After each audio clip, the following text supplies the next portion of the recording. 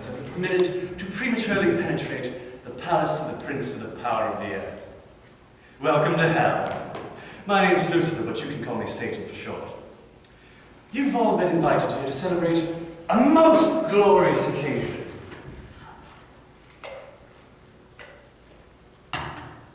I just killed Jesus.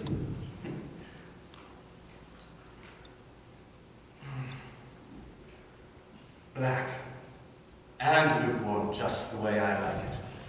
I'd offer you some, but that's against my nature. I suppose just kill is a bit strong. Recently killed might be a little more accurate. And it was quite the process getting to this point, let me tell you.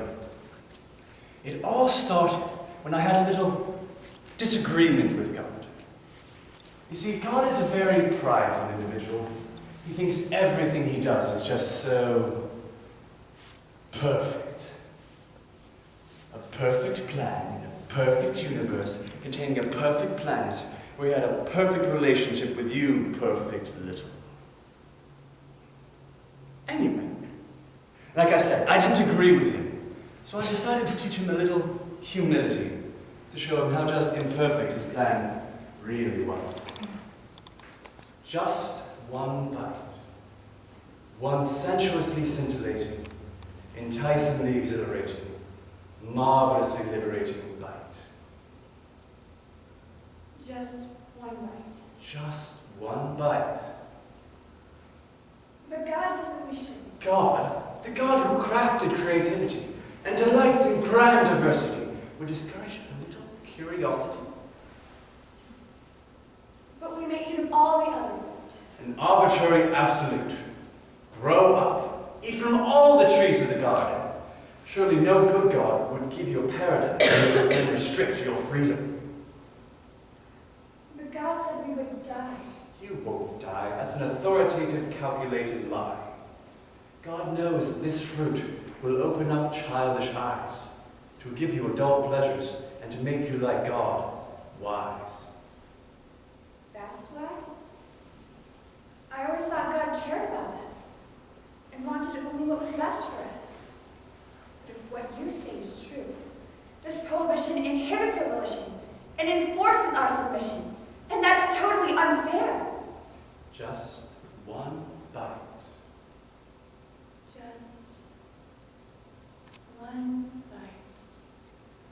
One deliberately God-defying, dangerously death-denying, disobediently damnifying bite.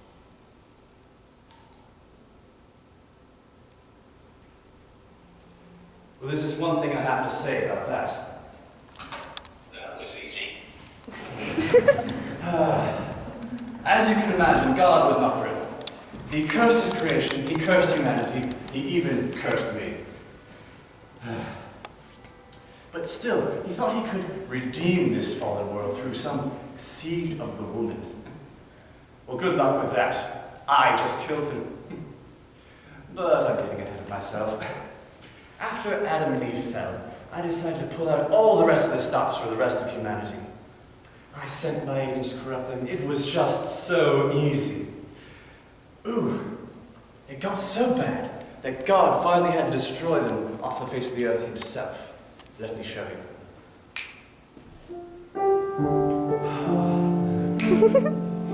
Oh, such a perfect little world. Oh, look. Oh, so beautiful. Oh, buy lakefront property. It's the best. Oh. Oh, what do we have in store here? Oh no! Oh no! The water's coming! Run for high ground! Oh no! It's coming! It's coming! Oh no! Shah! Lightning, water, death, and destruction! Help us! Don't leave us! Actually, I drew this one myself. It was just so much fun. Oh no! Let us in! Let us in! Don't let us drown! No!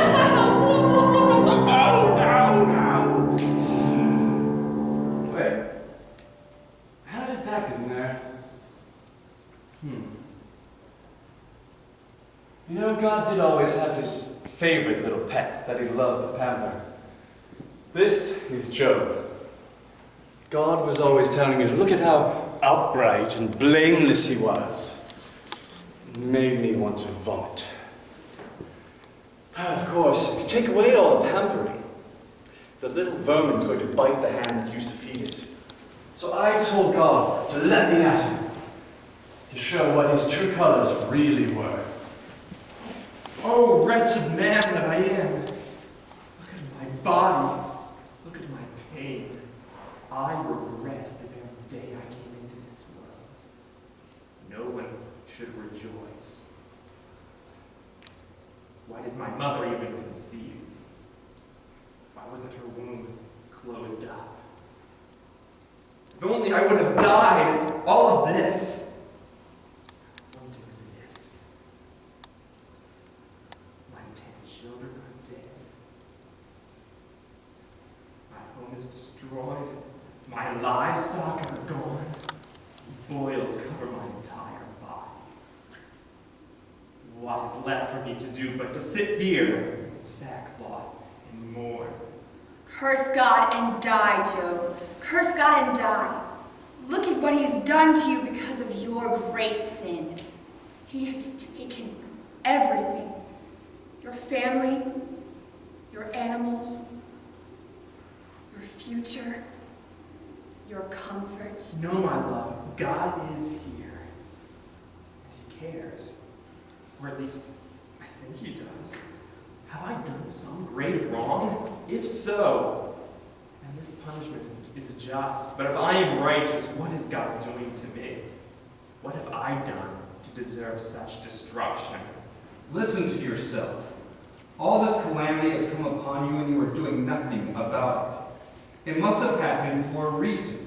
You must have committed some great sin to bring the wrath of God upon yourself. He must be punishing you. Repent and turn from your wicked way. Tell God you're wrong and live a blameless life. Job, look at me. Your life is at risk. Your body is rotting away. And my love for you is fading. Do you still think that God cares about your petty whining? Curse him. Curse him, I tell you. Stop! You sit here for 7 days, only to make me feel guilty, to make me weak, to make me sin.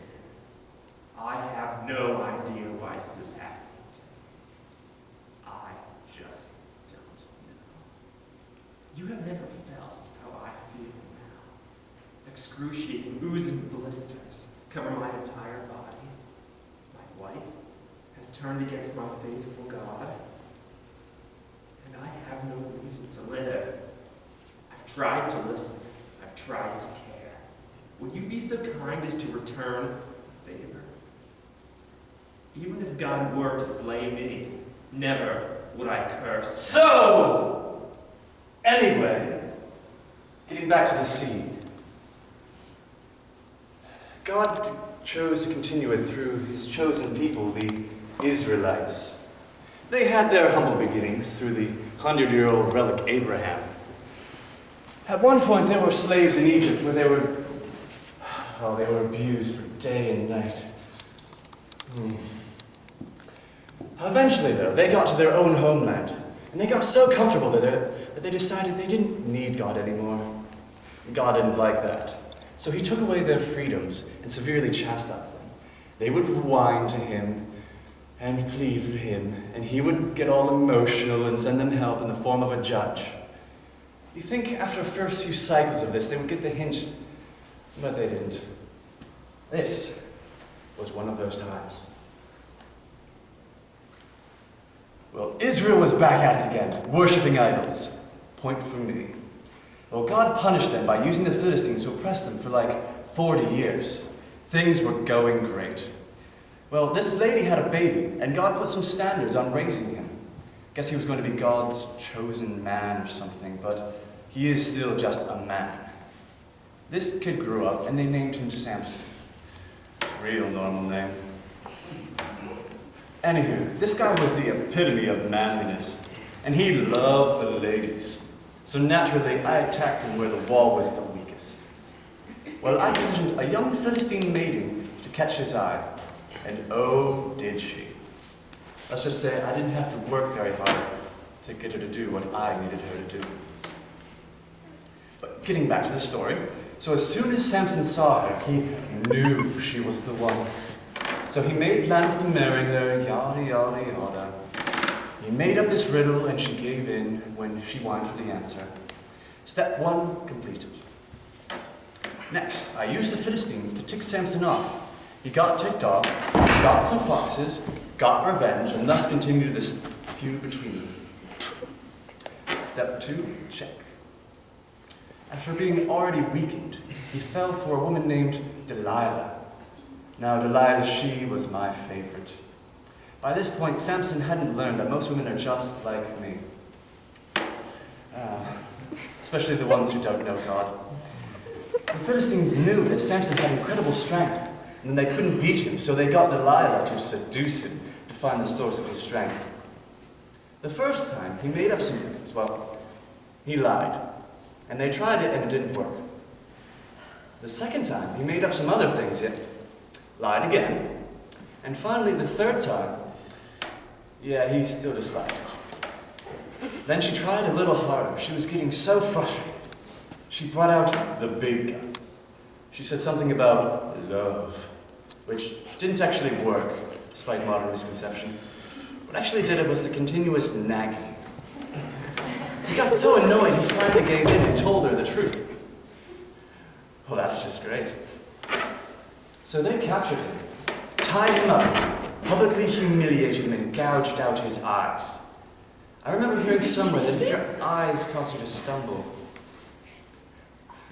I neglected to mention that when Samson finally did die, he took a few thousand Philistines and killing a temple and everything, but sacrifices have to be made. I mean, well, the time of the judges was a bust for God, but I thoroughly enjoyed it. After that came the kings. They were such a great group of guys to work with. Israel was split in two, and both carried off into captivity separately.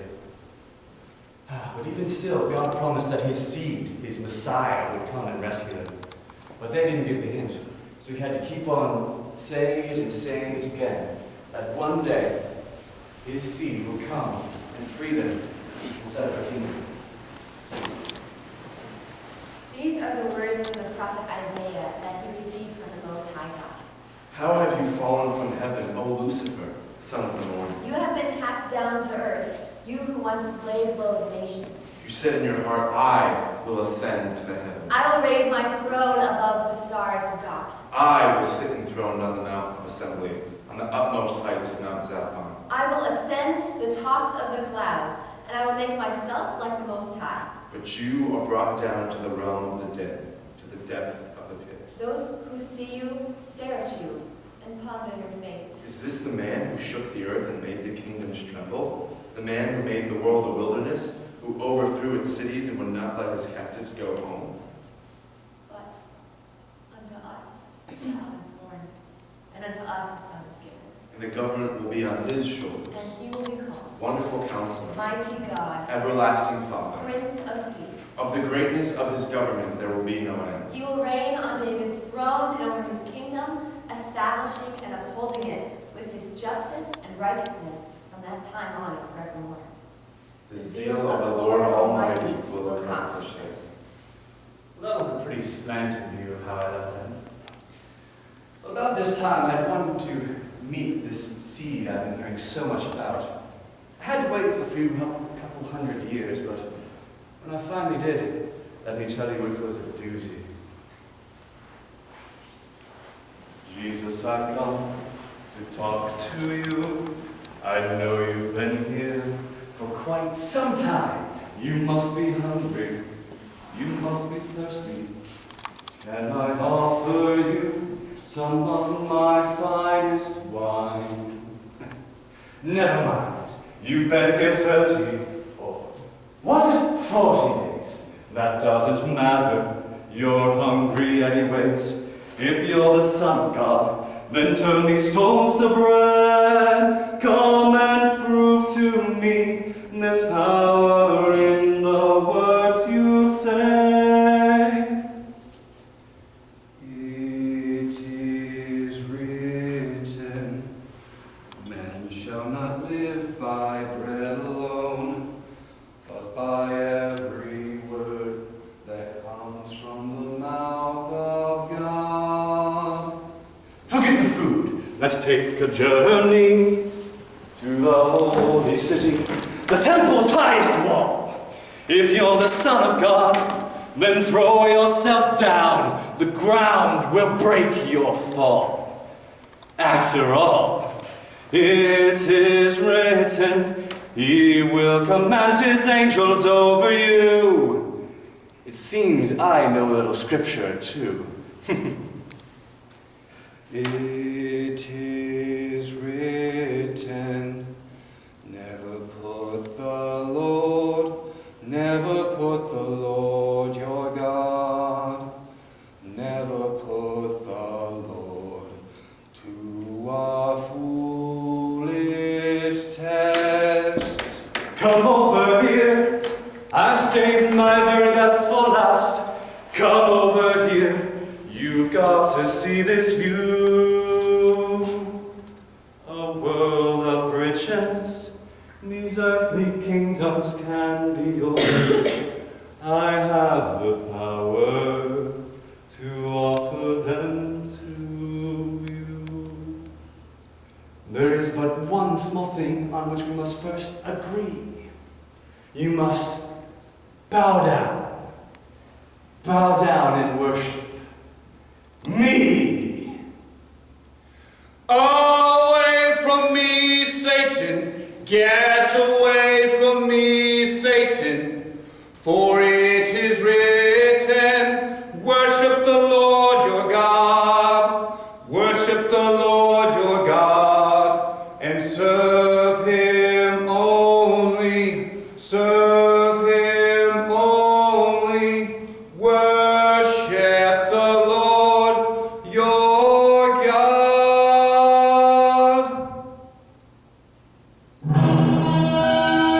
You may have won this battle, but I will destroy you. I use the very people you came to redeem.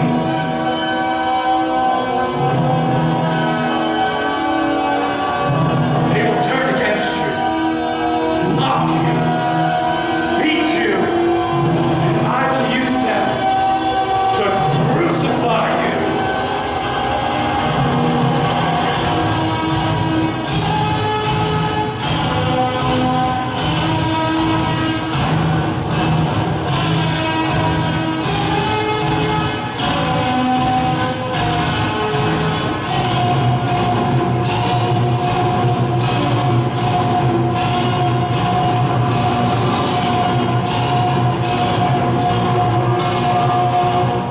This is my favorite part.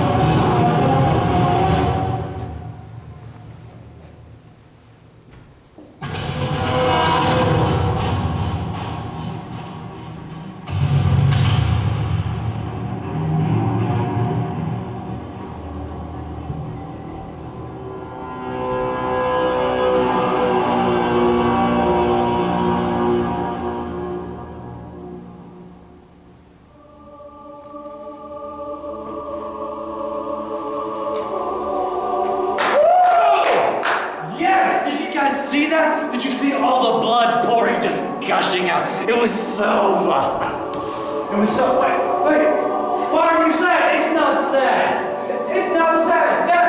Death, turn off this sad crap. Play a little something upbeat.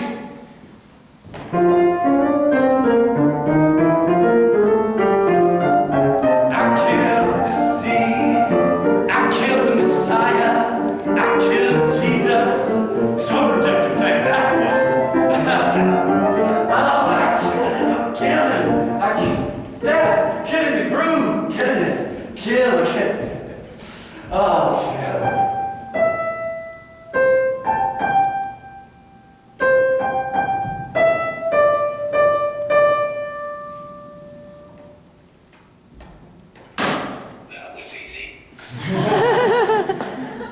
Well, really it wasn't. But how? You still don't see. See what? This was my plan from before the beginning. No. I destroyed your plan. The fall, the corruption, over and over again. Every time you tried to fix it, I was right there to mess it up again. I knew humanity would fall, and that they would need to be redeemed. The only way that would happen was for me to pay the price for their corruption. So I chose to die on that cross, to restore the relationship between God and man. I know you continue to fight against me, but you should know it's pointless. You are defeated. It is finished. It is done. Hell is silenced.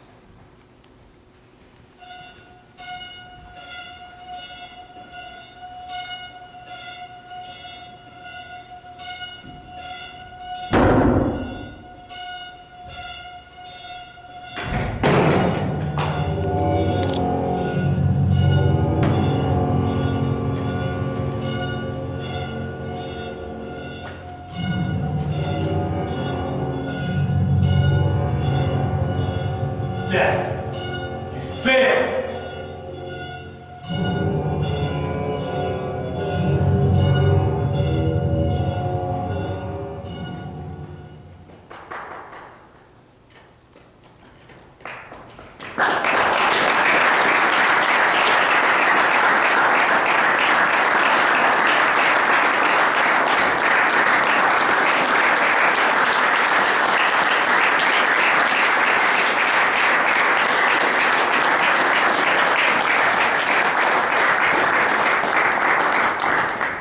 At this time, we're going to open up for talk back, any questions, comments, concerns you might have.